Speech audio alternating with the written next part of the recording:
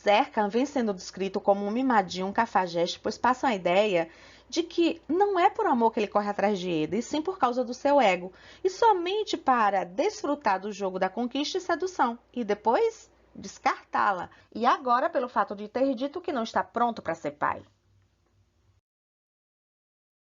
Pois é, pessoal, hoje eu quero defender Serkan Bolat, pois eu acho que todas nós estamos sendo muito injustas com ele. Você quer entender por quê? Então fica comigo. Olá, olá! Seja bem-vindo ao Falan Filão. Nosso canal fala sobre séries turcas e hoje nós vamos falar sobre a segunda temporada de Sençal Kapamã em busca de uma defesa para Serkan Bolat. Por que estamos sendo injustas? Porque nós já o julgamos culpado sem ainda conhecer o ponto de vista dele. Há muita coisa a ser explicada. Eu tenho certeza que a Ayşe está preparando uma boa justificativa para as atitudes terríveis dele em relação a Eda no passado, que provavelmente serão passadas para nós a conta-gotas através de flashbacks. Por exemplo, alguém tem dúvidas de que ele amou e ama muito a Eda?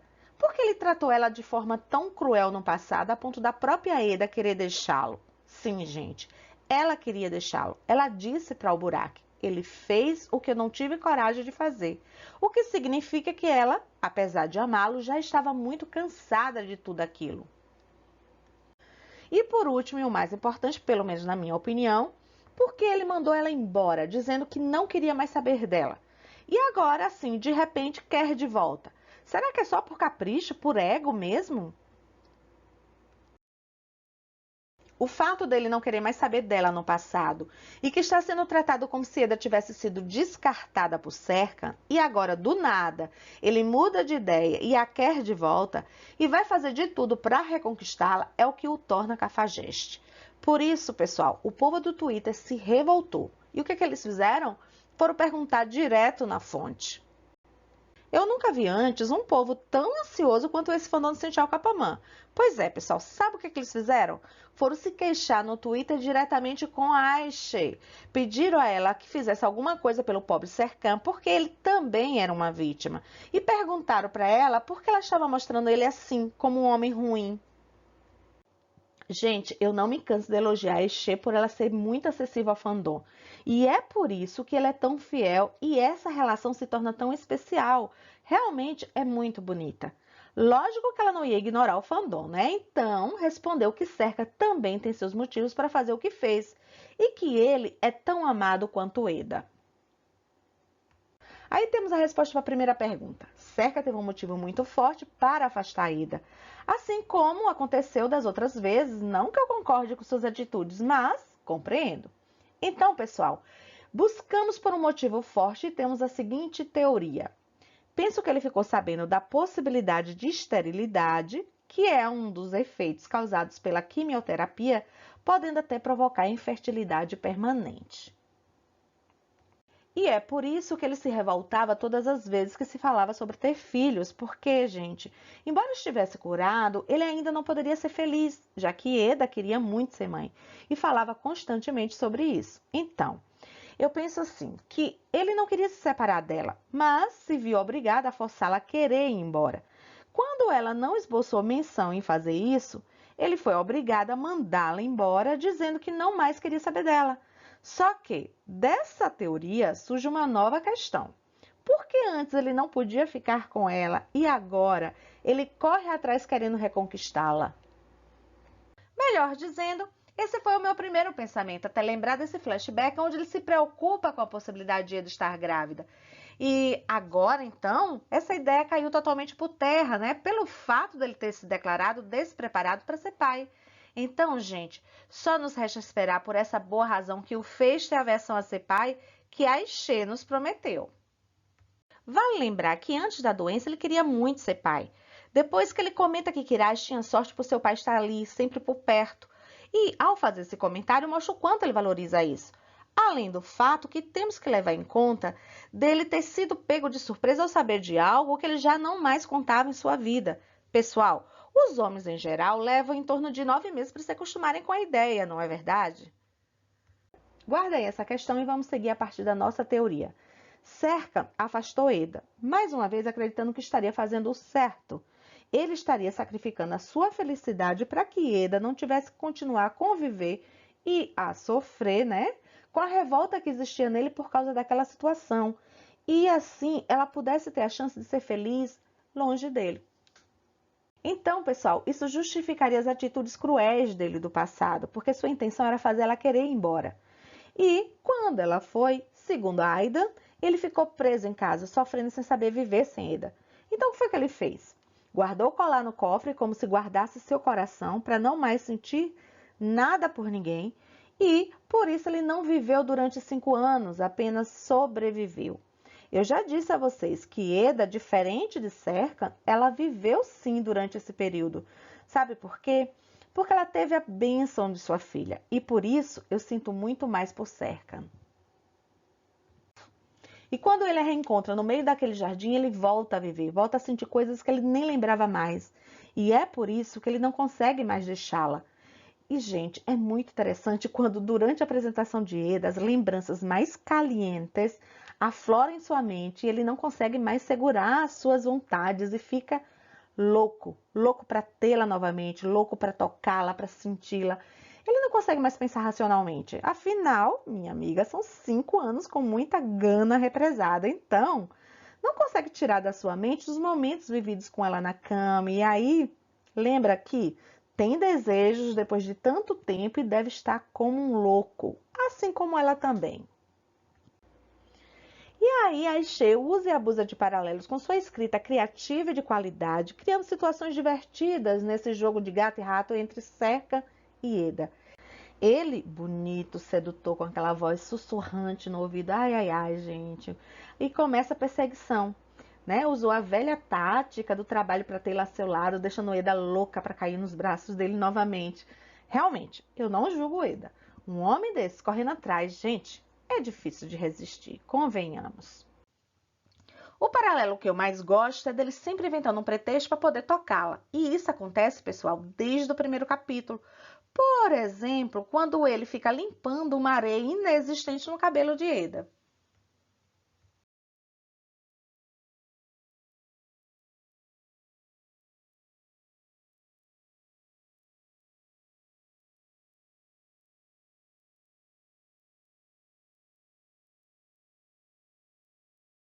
Depois, ele sempre tirando uma flor do cabelo de Eda.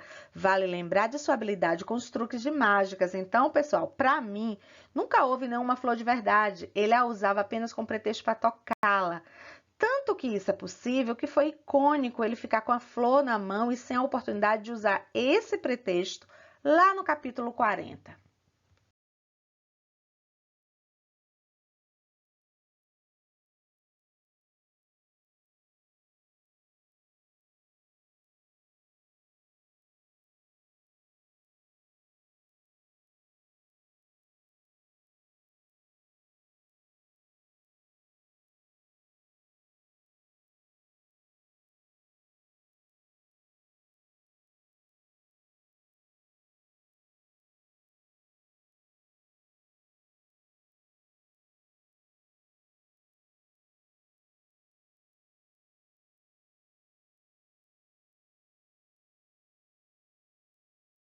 E o que falar do paralelo do jogo de sedução de Cerca com Eda no trabalho? Gente, quando ele diz assim, temos que trabalhar juntos, Eda, só de imaginar, estremece, porque ela sabe bem o que isso significa. O trabalho foi e é o pretexto mais usado por Cerca para poder estar ao seu lado, tocando-a, sentindo o seu cheiro, e Eda, coitada, completamente seduzida. Também, pessoal, como existe esse homem com essa voz assim, sussurrando no seu ouvido? Ele pode estar dizendo como resolver a equação, que mesmo assim nós vamos tremer só de ouvir ele falar, só de vê-lo em cena. Agora imagine Eda, melhor, imagine Randy. Impossível resistir. Então, no meio de tanta tensão sexual, certeza, uma hora a coisa ia explodir. E explodiu. Os dois como loucos se entregando à paixão. Pensa aí. Você fica 5 anos sem que ninguém lhe toque. De repente, não é qualquer pessoa, mas a pessoa que você ama se aproxime com gestos sutis, vai te induzindo ao contato físico. E aí, você sente sua respiração, você sente seu cheiro e ele te beija. É possível resistir? Não se podia esperar outra coisa, foi um fim anunciado. Os dois entregues às múltiplas sensações de prazer há 5 anos represadas. Embora eu ache que, para tanto tempo, o beijo deveria ter sido assim, tipo aquele lá do primeiro capítulo. Ok, eu sei que eles não podem por causa da censura, né, da Turquia, e ainda mais agora que tem crianças no elenco. E também a série está com a bandeira amarela, ou seja, está em advertência por causa daquela inocente cena da banheira, lembram? Bom, para finalizar esse tópico, eu digo mais uma vez, Randy sempre beija melhor. Foram só selinhos? Eu sei, mas o de Randy teve mais intensidade. Essa é a nossa garota.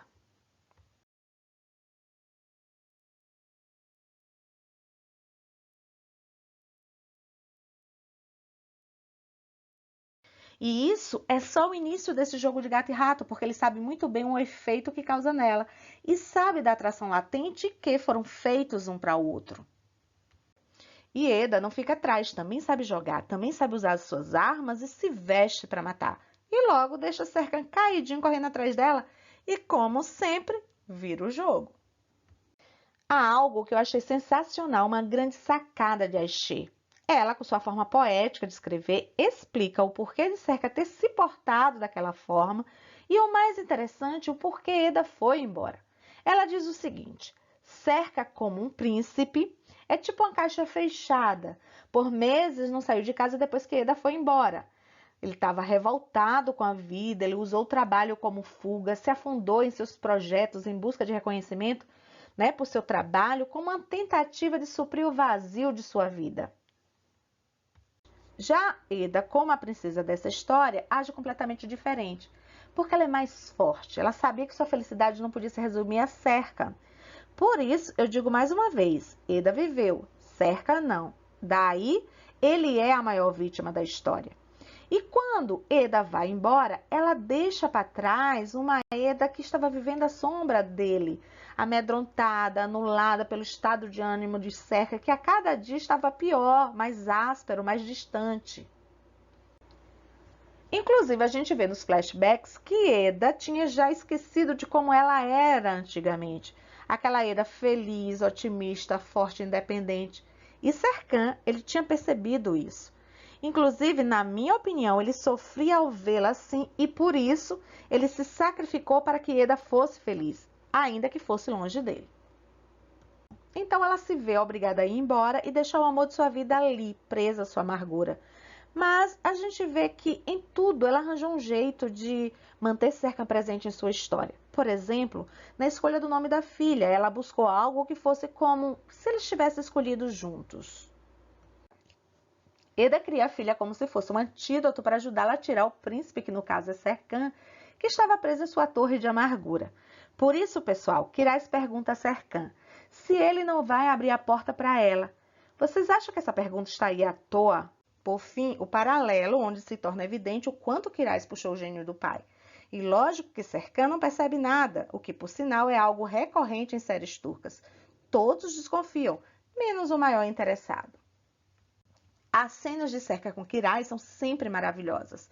Foi uma pena eles não terem usado todas as gravadas no episódio passado, pois vimos o quanto Serkan áspero e fechado vai sendo desconstruído pela menina. E essa transformação ocorre de forma instantânea, o que é ótimo, pois deixa a série bem dinâmica. Assim como Quirais consegue rapidamente fazer com que Serkan abra as portas do seu coração para ali se instalar, ela também é conquistada por ele. Como eu sempre falo, a Aishe prima pelos detalhes e não deixa uma ponta solta. Veja que ela desenvolve toda a ideia do teaser, mostra a desconstrução do Serkan robô ao encontrar Eda e por isso quer a qualquer custo reconquistá-la.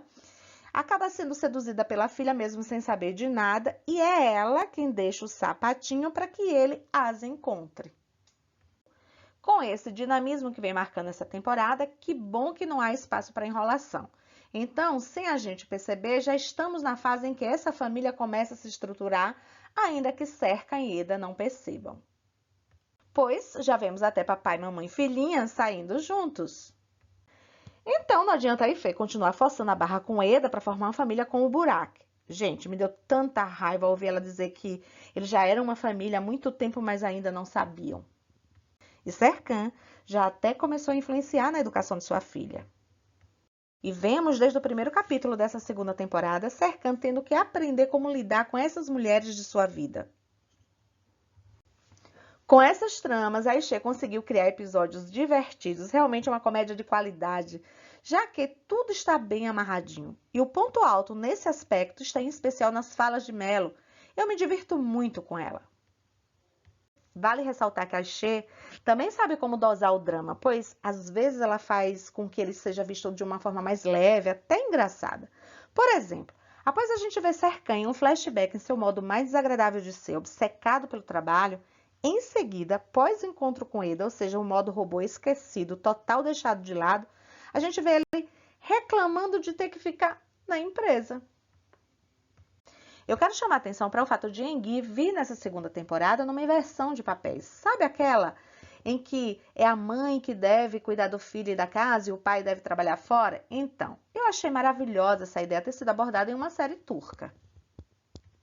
Pessoal, eu não estava preparada psicologicamente para esse final. Como assim? Já dizia acerca que ele é o pai de Kiraz. Eu praguejei tanto quando eu vi o Fragma e Eda dizer que ela era a mãe. Pensei, que mancada, já deram o final pra gente. Mas eles foram muito espertos, porque realmente conseguiram nos surpreender.